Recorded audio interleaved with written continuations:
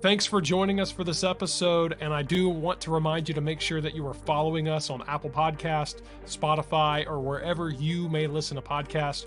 You can also subscribe to our YouTube channel at youtube.com/@churchadvance. And you can actually watch video versions of each episode. We'd also really appreciate it if you could leave us a 5-star review and share this content with other pastors and church leaders.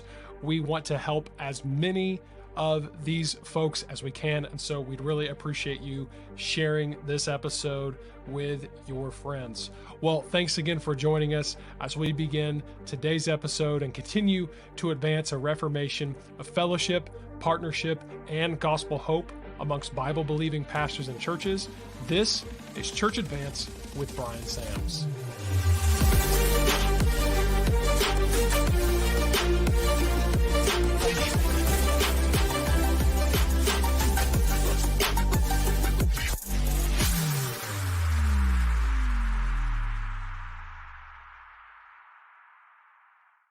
Hey everybody, welcome back to Church Advance and live here in the studios with my buddy Luke on the scene. And man, we're talking about parenting and no small task and not for the faint of heart, man.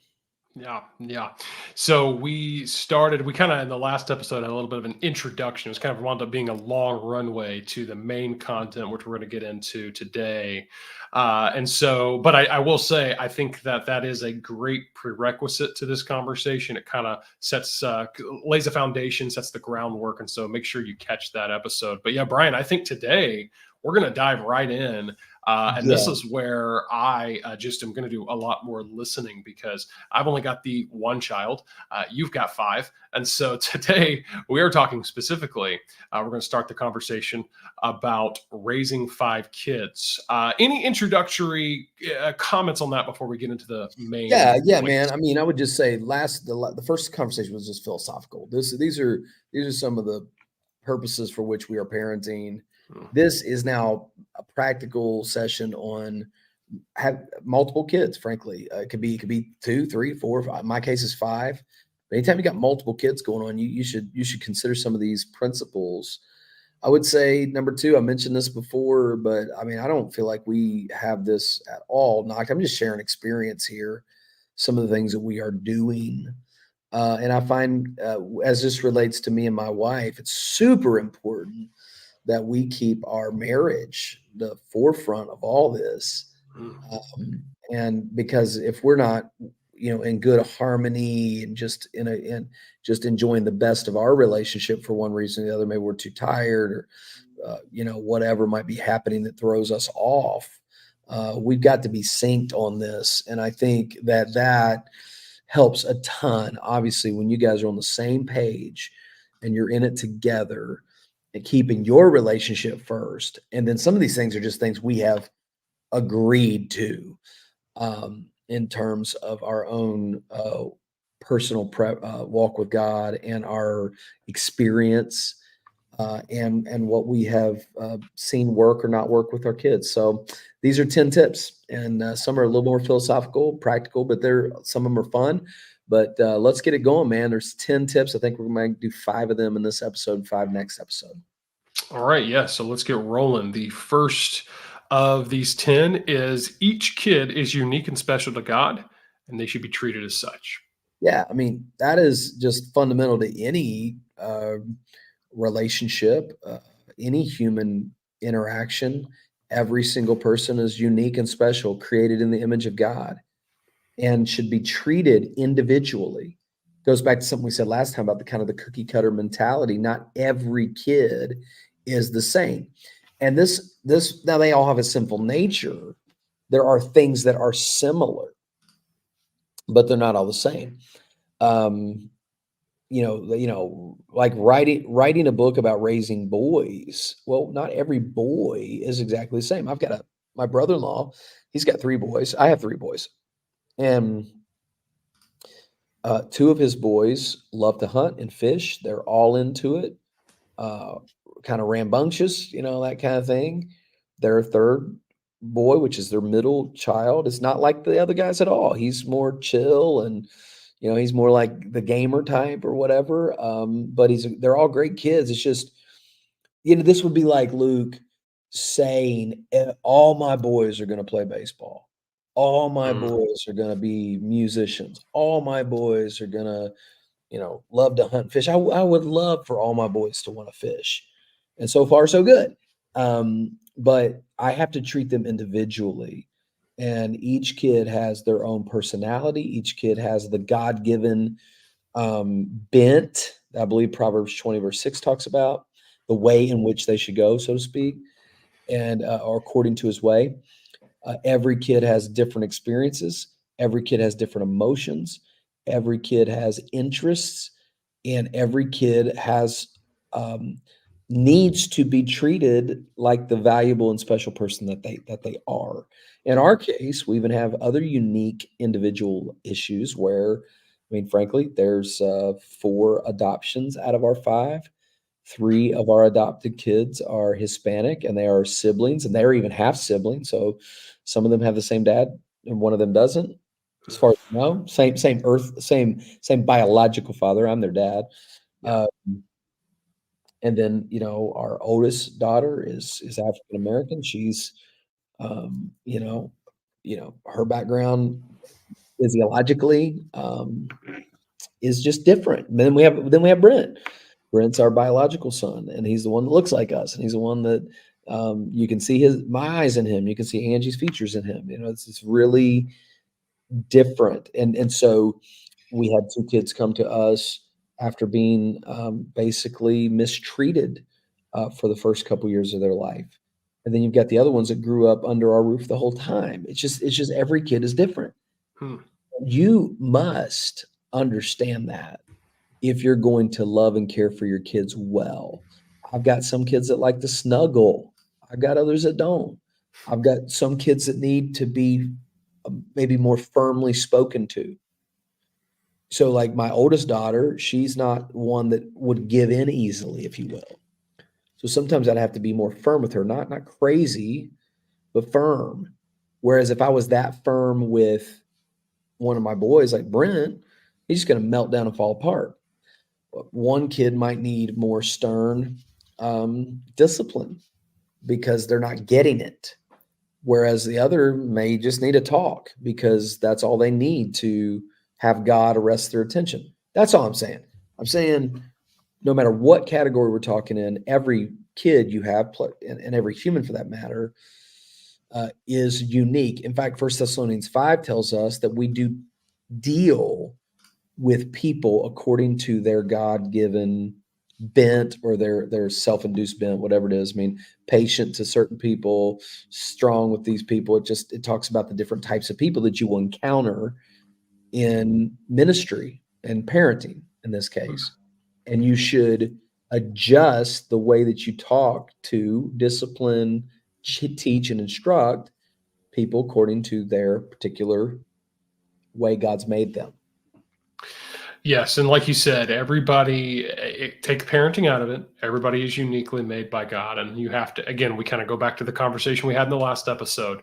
Not every child will be the same, and so therefore you can't just take the exact same approach to everyone. Right. And so they're all unique. And with that in mind, number 2 is a similar concept, and that is the principle of respect is important because every person in this home is a child of the King and should be treated accordingly. That's actually a quote that has been on our refrigerator. Every person in this home is a child of the King and should be treated accordingly. Mm. And that's okay. So the first one, Luke, is more about our ministry to our children. Huh. The second one is more about creating a culture in the home where everybody is respected. And that it can be more like kid to kid. I mean, it certainly is kid to parent, parent to kid, but it even is more than that. If you want to create a healthy home, you expect respect. Yeah. And all I mean is this. Look, I'm going to be when it comes to relationships, which life is built on, I'm going to be dialed into that when I see my kids failing in a relational issue. Like if they're mistreating the brother or sister, being unkind, yelling, hitting, fighting, sibling rivalry. I'm going to be much more dialed into that because I want them to know everybody needs to be respected. That's important because it's going to spill out into relationships outside of the church. Mm. I mean, you've been there, man. You've been in a church when there's kids that don't respect leaders or Yeah. authority or each other or other humans. It's terrible. Why? Because that's fundamental to humans, treating people with dignity and respect and kindness and understanding that everybody has worth and everybody should be, should experience the love of Christ from us. So that's a really important piece in our home. I mean, there's a couple things you can do in our home that are going to really get you in trouble. Okay. One, lie. Mm. Lying is a no-no. It's a big Yeah. no. And the second one would be disrespecting someone else, being ugly to someone else is how that's the word we just have used. Because ugly usually comes out in the face, the old ugly face when they're Yeah. mad or gritting or whatever.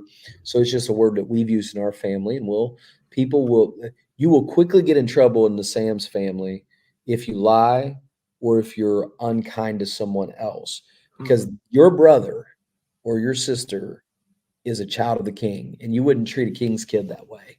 Wow. So that's just kind of a fundamental principle. Don't let your kids um, don't just shrug it off. Say, oh, it's just sibling rivalry.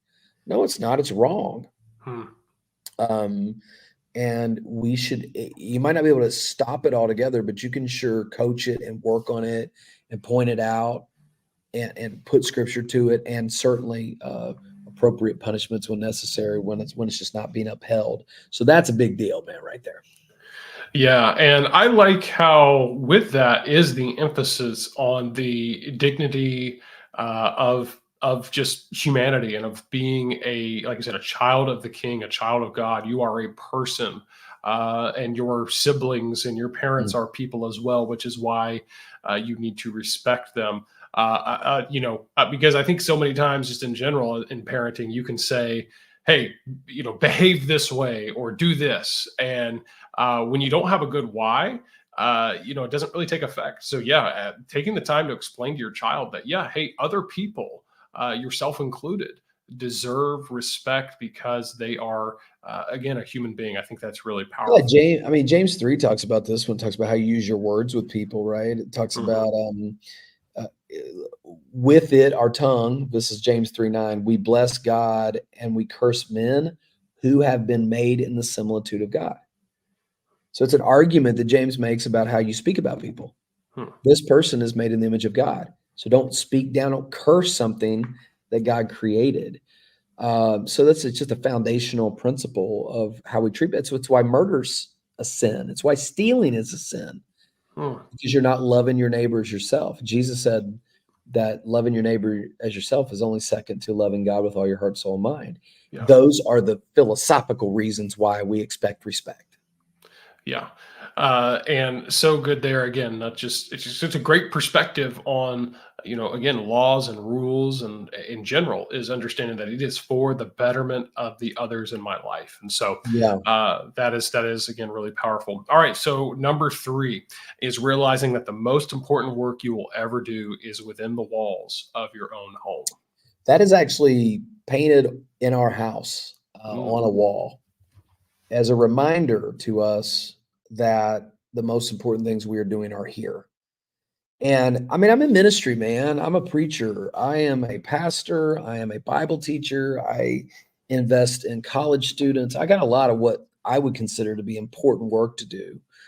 But I don't think anything exceeds my children in importance, and Mm. not just my children. My wife is in that house as well.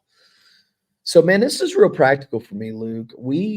My schedule is dictated by my family. So when I first came to this church 8 years ago, one of the first things I told them when the church only had 50 people was, look, I'm a young parent, and I'm not going to be tied up every night with everybody's problems. Uh, Luke, one of the things I do practically to keep this in play is almost all of my meetings are at 5:30 in the morning. Wow. So this week I have two. So I got two 5:30 meetings and one 6:30 meeting, and they're all with men in our church. Hmm. And the reason I do that is because 5:30 doesn't affect anybody. Yeah. Yeah. So the average, I remember hearing pastors' kids talk about, yeah, I remember packing up to go on family vacation, and my dad got a phone call and he said, unpack the van. And I said, I'm never unpacking the van. Yeah. Absolutely not.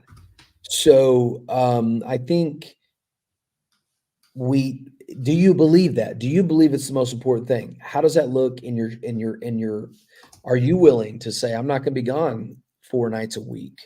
We're gone one. We're gone one every week, which is for our midweek Bible study. Our kids have a class to go to. Our youth group, both of my older kids are in youth group, 6th grade and 11th grade. So we go to a Bible study because they're already there. It's already, but I tell you, I can't remember the last time I was gone during another evening of the week. I just don't do it. I mean, Yeah. I would if I needed to. There have been a few emergencies that I have gone to, but most of it I can take care of in the mornings or during my work. Josh Tice, I remember him teaching me something about this I thought was so helpful. One of the ways he responded to his people as far as offering meetings. I offer mornings to anybody in my church that wants them. Hmm. Then I offer a few days a week from basically 1 to 5 to just available slot for people to grab. If they call me and say, "Hey, can I see you?" I say, "This is when I'm available." They say, "Well, I don't, I don't do this, whatever." Or look, here's the times I've got. And if they say I just really can't make it, then say, "Have you ever thought about telling your boss that you have an appointment with your pastor, just like you might have an appointment with a doctor?" Mm. That you don't get docked for time or whatever. And I've actually said that to a couple people, that went over well. And again, I offer the early morning first. And yesterday morning, I was meeting with one of our military guys. Tomorrow morning, no, Friday morning, I'm meeting with one of our men. So that's my regular rhythm. So Mm. yeah, so that's and the reason I said all that, Luke, is because I'm trying to practice what I'm saying here. Yeah. I believe that my wife is the most important relationship I have on this earth. I believe my kids is the second most important relationship I have on this earth. My church is not, maybe not even third. I don't know. I'd have to really think about that. But I have Yeah. my church people, I've got college students, I've got friendships and relationships, speaking engagement. I got all kinds of things going on. But I would not say my church is the most important thing, although it is really important work. Mm.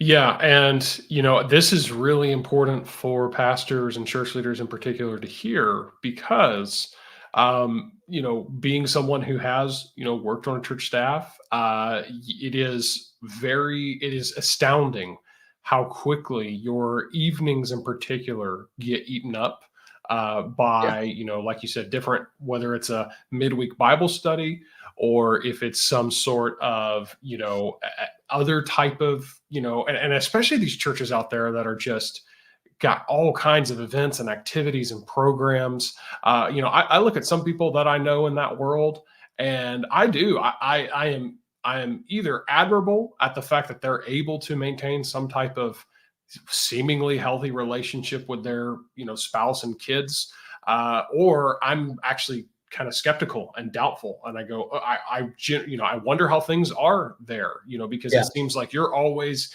at the church, and you're not, you're never, home. Let Uh, me give you another. This feeds off this. This is just think whatever you guys want to think about what I'm going to say, and that's completely fine. You could ask my assistant Levi. You could ask my secretary. You could ask my worship pastor. We have what we call here responsibility based culture, not a office hour culture. mhm. So basically, I tell them, well, do whatever you need to do. Like, I don't ask any questions if somebody's not here. I'm here early. I'm the first person here every day. I also may not. Yesterday, my first appointment was at 5:30 in the morning. I left the office at 10 o'clock. I went to the gym, made lunch, came back about 1 o'clock. You know, or some days I just don't. I don't have to come in if I don't need to. We have a responsibility based job here. Mhm. So man, if you work late at night, that's on you. That's your choice. I choose to wake up early, get my job done. When it's 3 o'clock, I never look, dude. I can tell you right now, I do not remember the last time I stayed in this office past 3 o'clock. Yeah. Today may be the first day actually in a long time that I stay past 3 o'clock. And it's not that I don't work, and it's not that I'm not busy. I'm just very strategic Yeah. because when those kids come home, you should see the look on my son's face, my little boy, Braxton, when I pick him up from preschool. It's the cutest thing I've ever seen in your life. He thinks me picking him up from school is great. Um, and I'm home and I'll be in the pool this afternoon probably. Well, I guess Yeah. today we're actually recording this on a Wednesday, so tonight maybe not. But hey, I'll probably be in the pool tomorrow at 2 o'clock, Yeah. 2:30. And it's okay because my most important thing I'm doing is not here. I have to be here. There are things I have to do here because it's my job. But what there is where the real work is done. Yeah. And man, that's got to be reflected predominantly in your schedule, man. Yeah. Yeah, and again, I'm gonna throw this out there as one last little maybe if you wanted to look at it as a jab, so be it. But if you again, mainly to those pastors out there, if you're still requiring your staff to follow office hours, the conventional 8 to 5, 9 to 5, whatever, Monday to Friday, but you're also requiring them to come to every service and every function, and you are taking 50, 60 plus hours a week from your staff, you need to rethink things, not just from this standpoint of you want healthy family relationships with your staff, but also from a pure productivity standpoint. Right. You are burning your people out and you're actually getting less productivity. And that could be another topic for another time. Yep. But all that to say, if you're not prioritizing your home and your family, that, like you said, that's the most important work that you do. And which leads us to kind of the fourth point here, which is that when it comes to your children and obviously your wife as well, you want to give individual time to your children. That's number 4. Yeah. I'm not going to talk about individual time with my wife. That may be something, another episode we talk about our relationship. Just mark that down. We'll probably need to do that. I've got some things I've taught recently that I think are helpful, but individual time with your children. Now it's easy to say when you got one, right? Of course. But when you got 5, okay, let's say I gave 30 minutes a day, which I don't. I'm not talking about 30 minutes individually a day. I'm just talking about making sure that you spend time individually with your kids. I'm not in some regimented form, but they need time with you. And we do this all kinds of ways, Luke. I mean, I'm just going to start like my older ones, they go on trips with me. My third child, Blake, he's about to do that. In fact, in August this year, I'm speaking at a church down in Ashtabula, Florida, and it's a boys' trip. I'm taking all my boys, and during that time, we'll spend individual time with them. But easy ways to do this: grab them with you when you're running an errand. I do this all the time. So I need to go to the store and pick up some bread. I need to go fill up gas in the gas tank. I need to go pick Braxton, for instance, my little one. He likes to ride when we go pick the other kids up from their school because he doesn't go to the same school as them. Going to church with us to do something. It just always grab somebody. There's no reason to go by yourself. Yeah. You got kids. Then, so trips are big because I travel a lot. I preach. So we just make it part of the deal. Some people will pay for it. Some won't. If they won't, I'll pay for it. But it's an investment. Brent and Adrian have both traveled with me extensively. And so there's that. Then we haven't done this in a little while just because things have been busy, but we're getting ready to start it back up again. Each week we do one-on-one time with a kid. So for instance, we got 5 kids. So each week, both mom and me take one. So in the course of 5 weeks, we're going to take each of our kids out for like 30 minutes. Most of the time it's McDonald's for a Happy Meal, where we actually go in the restaurant, which I never do except for this, order their Happy Meal and sit down with them. And they just absolutely love it. And then the other thing that's big is we'll do Sonic. We'll drive over to Sonic, get them a drink or a slushie and just talk. And it may be 20 minutes. It doesn't matter. but you have done individual time. And then there's other things that we do together that are fun, but those are three ways that we try to maximize individual time. Yeah.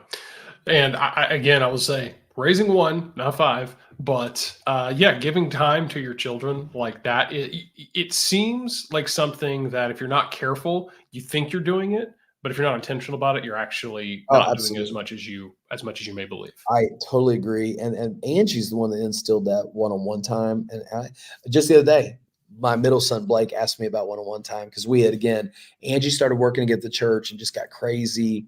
But now they're getting ready to go back to homeschool this coming fall. So starting this summer and into this fall, we're going to be doing it a lot.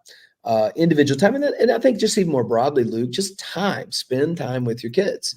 I know I've got a project to work on with my son who's got something for school. It might be their homework. It might be enduring Bluey. I think you mentioned Bluey last time. I mean, it might be for us. We have a swimming pool, so we swim together. I mean, and let me tell you another thing I do that feeds into this. I never take my laptop home, ever, for any reason. This computer that I'm working on right now stays here unless I know I'm going out of town. I do not work at home. Now, Angie sometimes needs my help with a few things, and I'll use her laptop because she does a few of she's doing our like social media stuff. Mm-hmm. So she'll create these little videos and different things. And so she wants my input on this, or she says, hey, can you check on this? Well, let me see your computer. I'll log in her computer. I do not bring this laptop home. I am not going to come home when I'm supposed to be with my kids and bring my work home with me. I don't, and here's the thing. I rarely answer my phone. I never answer my phone if I don't have you in my phone. Never. Like I'm not answering you. Yeah. But if it's somebody from the church, depends on what's going on, I might answer it. But then I know as a pastor, who are the time suckers who will call you when they don't really need you. But sometimes I'll see a name that's a little out of the ordinary. Like they don't call me all the time. I might take that one because maybe there's a problem. Yeah. So I just make those judgment calls. Here's the thing. You ever heard of voicemail? Ever heard of a text message? Yeah. I can get back to you. And sometimes I'll say, Angie, hey, look, I'm going to step outside for 5 minutes, take this call. No problem. It's never an issue. Mm-hmm. But if that's all you do, you're going to make it the exception, not the rule. Right. Yeah. Well, Bryan, we said we were going to cover 5 in this episode, but I don't think we've got time because you said before we started recording that number 5 is one you really wanted to rant on. And so, listen, number 5 is the biggest deal. So I'm going to just tell you what it is right now, and then we're going to pick it up next time. Here's your teaser. Let's tease it out. Yeah. Number 5, don't raise entitled brats. Period. All right. Period. That's it. So there's the cliffhanger. And there's your cliffhanger. And if you want to get me piped up about kids, this is it right here. And I'm gonna share you what I mean. Share you one thing that really changed my life. In fact, when you come back to next week's episode, I'm going to share with you a resource that absolutely dramatically changed my life. And so we'll see you next time at the Church Advance podcast. And we really appreciate your support and your following and your sharing of our material. God bless you guys. Have a good day. Thanks again for joining us for this episode, and we really would appreciate it if you could leave us that 5-star review, and then of course share this content with your friends. We want to help as many pastors and church leaders as we can, and be sure to of course follow us on Apple Podcasts, Spotify, and wherever you may listen to podcasts. And go ahead and subscribe to the Church Advance YouTube channel at youtube.com/@churchadvance. This podcast is hosted by Bryan Sams. It is co-hosted and produced by myself, Luke Clayton, and the team at mustincrease.com. If you want to connect with Bryan, be sure to head over to his website at bryansams.com. Well, we really look forward to seeing you again in the next episode as we continue to advance a reformation of fellowship, partnership, and gospel hope amongst Bible-believing pastors and churches right here on Church Advance with Bryan Sams.